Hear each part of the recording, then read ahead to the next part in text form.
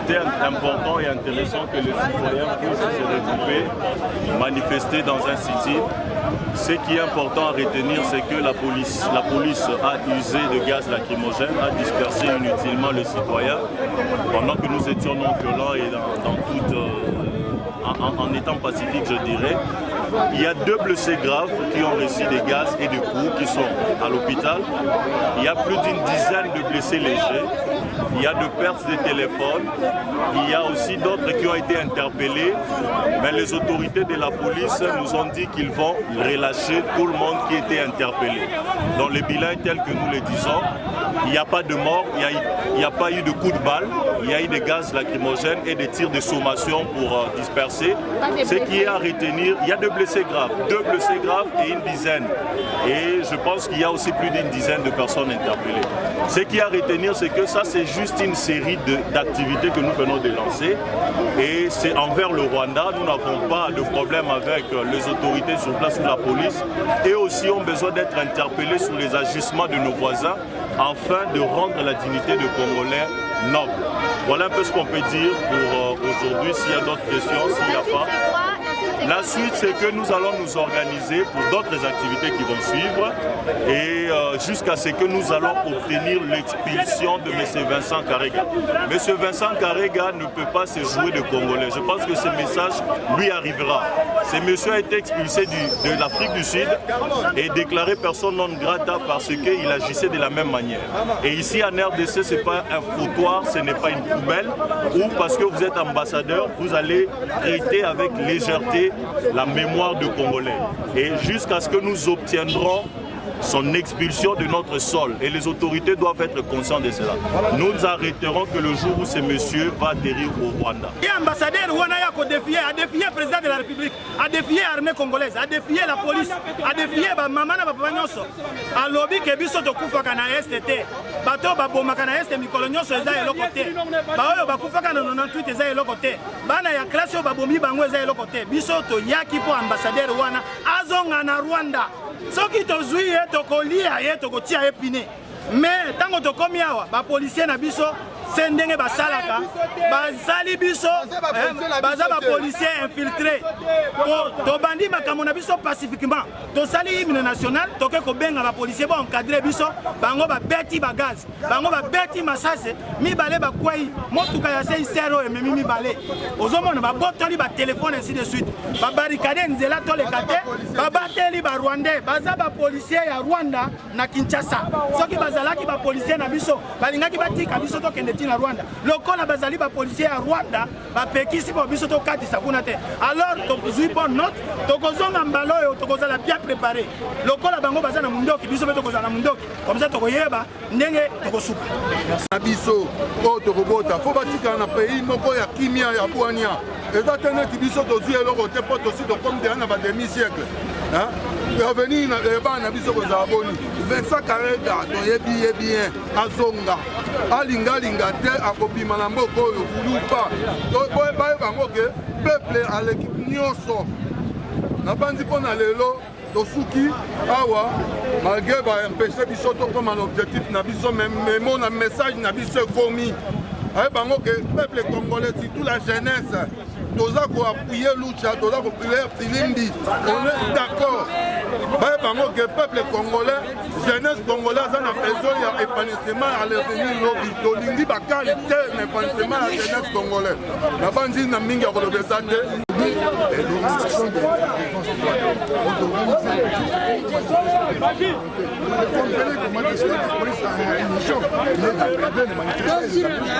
et aujourd'hui, pourquoi les personnes ont marché? Ils ont d'ailleurs d'exprimer leur à travers les composants qui se déroulent. Mais ambassadeur, on a zone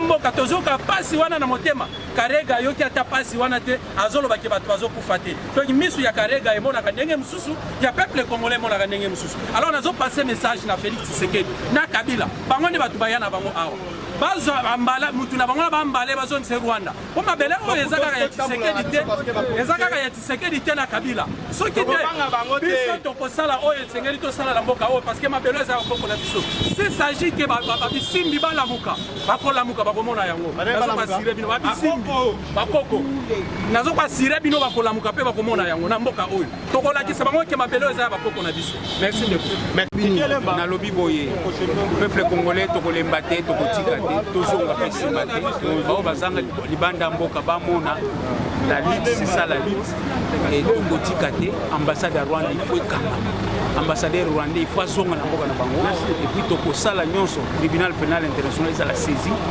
de sorte que bacrime nyonso ezala juge génocide congolais toboyi tolobi stop ici merci.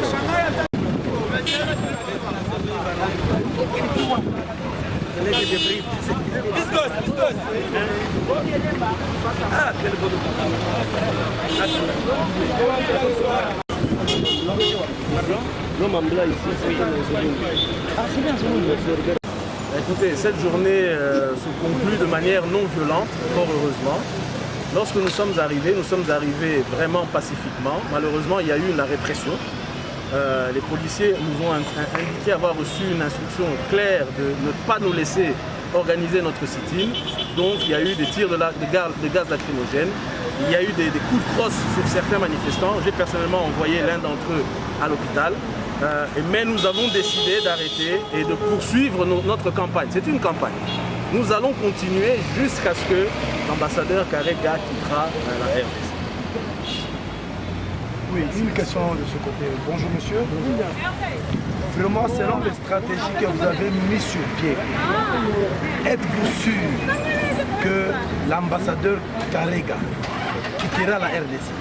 Nous vous disons qu'en tant que citoyens, nous n'arrêterons pas jusqu'à ce que l'ambassadeur quittera la RDC. C'est une question de dignité. Depuis plus de 20 ans, des millions de nos compatriotes ont été massacrés, tués, particulièrement à l'est du Congo, comme du bétail. Et aujourd'hui, malheureusement, le Congolais n'est plus considéré. Et un ambassadeur peut se permettre de venir au Congo et de déclarer, comme si de rien n'était, que les massacres qui ont été pourtant documentés par les Nations Unies ne sont pas des vrais massacres. Nous disons que nous irons jusqu'au bout. Nos actions resteront non pacifiques. Ce n'est que la première action. Nous allons mener une autre série d'actions jusqu'à ce que l'objectif sera atteint. L'ambassadeur devrait comprendre et nous libérer du Congo. S'il ne comprend pas, nous allons faire en sorte qu'il comprenne pacifiquement. Oui, une deuxième question. Permettez-moi de vous la poser. D'après les analyses sur les événements, ne trouvez-vous pas que les autorités congolaises sont dans ce jeu-là de l'ambassadeur au Rwanda? En tout cas, la réaction que nous avons vue aujourd'hui nous a surpris. Notre cause aujourd'hui n'est pas une cause politique, ce n'est pas une cause partisane, c'est une cause nationale, c'est une question de dignité. Nous aurions aimé voir, ne fût-ce que le ministre des Affaires étrangères ou la ministre des Affaires étrangères, convoquer cet ambassadeur pour le mettre en garde. Mais malheureusement, ça n'a pas été le cas. Le lendemain, il a même été reçu par le président de la République. C'est inadmissible. Et depuis lors, si vous avez lu l'actualité, l'ambassadeur a continué à nous narguer, à déclarer que personne ne pourra le chasser du Congo, que les Congolais n'ont pas la possibilité de le chasser, seules les autorités. Eh bien, nous irons voir les autorités, nous mettrons la pression sur les autorités. M. Karega n'est plus désiré en RDC. Par membre du mouvement citoyen Filembi, comme tu le sais très bien. Puis à Lédo, on a condamné ma propos, il y a ambassadeur, il y a Rwanda, il y a Congo. Depuis que l'ambassadeur Rwanda na Congo a fait exactement comme Otobeki a injurié et méprisant. Donc, il a ignoré l'histoire de Manamboka. Il a ignoré Bato Bakoufa le 23 août 1996. Il y a moins comme il a ignoré et puis abîmé Otobeki donc, mais donc, les armes ont passé. Abîmé la réserve diplomatique. Donc, il y a un mot que ça y est. Comme a tenu ma propos injurié et humiliant envers les victimes, les parents des victimes. Il y a autre monde dans Kassika.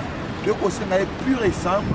Alors on a mboka ya bakoko na biso, alors on a mboka ya Congo, alors on a kati ko na biso na belé ya bakongolais, azonga na mboka Mikoli na Rwanda. Mais là, ce qui est arrivé, le monde qui va venir, tous va payer bakao, bagaz, dans mon Nous avons condamné la violence policière au Tukutenango. Nous avons interpellé le général Kassongo, donc on a interpellé mon congénère Gilbert Kankonde Malamba, on a interpellé Jean-Tini Mobilambak. Parce que nous avons obéir na banane, na ba Rwandais, tout na ba Congolais, batu bazoki, batu babungisi ba téléphone, batu bazui ba dégâts matériels et parce que bah, il faut réclamer contre ma propos injurieux méprisant l'ambassade de Rwanda dans le Congo. Nous avons condamné en gros avec la dernière énergie, mais mensonge et l'équipe Lélo, Awa, il bosse l'ambassade de Rwanda. Et bon pour les diaspora.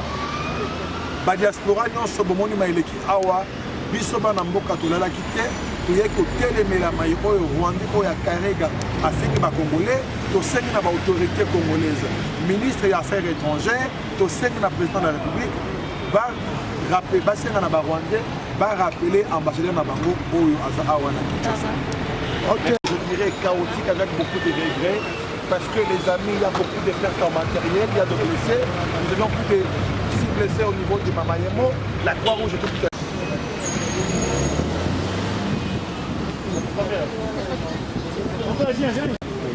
Militant et défenseur des droits de l'homme dans le mouvement citoyen.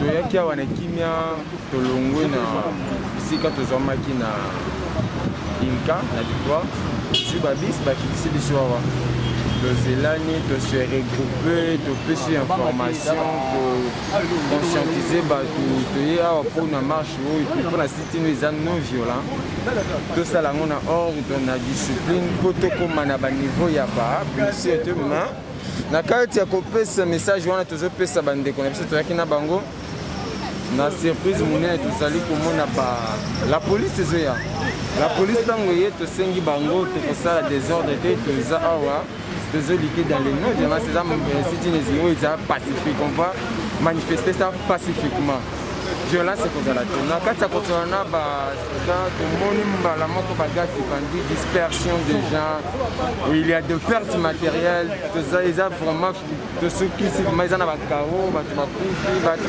mort eza te mais eza bato baza na mamayembo mais site na bango sikona toyebi te bakangi bato babungisi batelefone c'est pas si c'est pourquoi tozalaki awa mpona komenacer la police mpona komenacer ambassade ya Rwanda toyaki juste mpona kolakisa regret na biso kosenga ambassadeur rwandais akende Karega mpona bapropos atenir bapropos insultant à mépriser makambo nyonso ezosalema na este bamort ya bato nyonso ezali kosalema na este donc malgré badisperse bino oza sûr que message ya site na bino eza lancé depuis ambassadeur aokite RDC message eza lancé ce que je sais ici que likolo bakonzi bayoki message na biso ambassadeur à Rwanda ayoki message na biso mais tosuki awa te baaction ezali koya tosuki awa te po toatteindre bit na biso ezalaki tokutani topusani ambassade ya Rwanda todéposer les tokobisa mais ce que je sais que baaction esili te tozali kocontinue sa barwandais te na mboka na biso bakoma néglige biso ezalaka te tomoni na bapota boye eza nini bapota oyo nde bakangi pa bapolisier osalaki violence nasali violence te eloko moko te mbala moko baye babwaki nga na mutu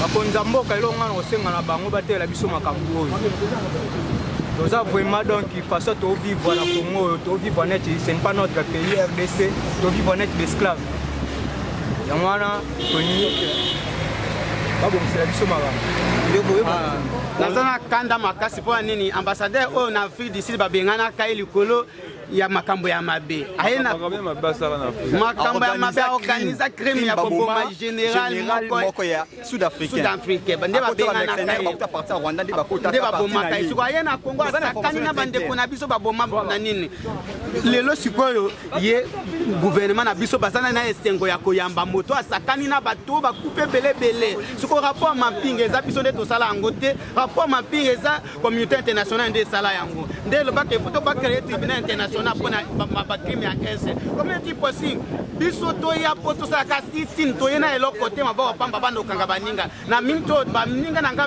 plus de 7 bakangi bango na tongo na mingi to baza na ipekino sikoyo mboka biso ezaka poubele babenganaka bato bakangaka bato sikoyo biso moto mwa babengani aye toyambi ye mpe aye awasali loa ye babengani na filisine so comment est-il possible akosakana eloko amesanga mpasi ya kobota makongo na omona bakoza biso bazosala de la paix.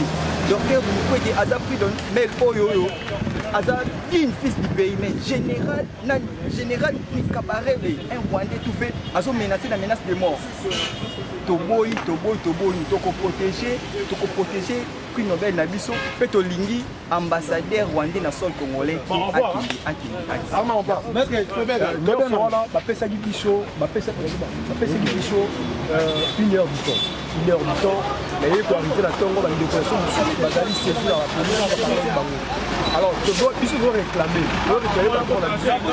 un ambassadeur jamais peut se passer par président de la République jamais oui pour n'importe atindelo te maman Moïse trop la biso toza pour ça ambassadeur wana alongo a quitté sol congolais na 24 heures de to manifester aux ambuquer bientôt là to ça action pour à quitter mboka na biso so bakusana bosala ekobima ekoexciter NT non NT faut ezali mouvement citoyen eza parti politique merci comment est-il passé sur le BN ambassadeur de l'Union européenne jo kitondo bengana ka po alingala sakana souveraineté ya mboka ko bengana ambassadeur na mboka eza te ke wi ko inciter N kwa nini jo kitondo abengana ka ambassadeur ya nini siko mama tumba nzenze tumba bandi kimia moto asakani na population asakani na moto azo protéger ba mama soki mboka ezala ka diriger bien bato balinge bandi okufa te soki mboka ezala diriger bien moto alinga sala musala sala ka ote siko mama tumba nzenze abandi kimia amoni elengi ndenge ye asakani bazo sakana na moto azo sunga ba mama eza basi makasi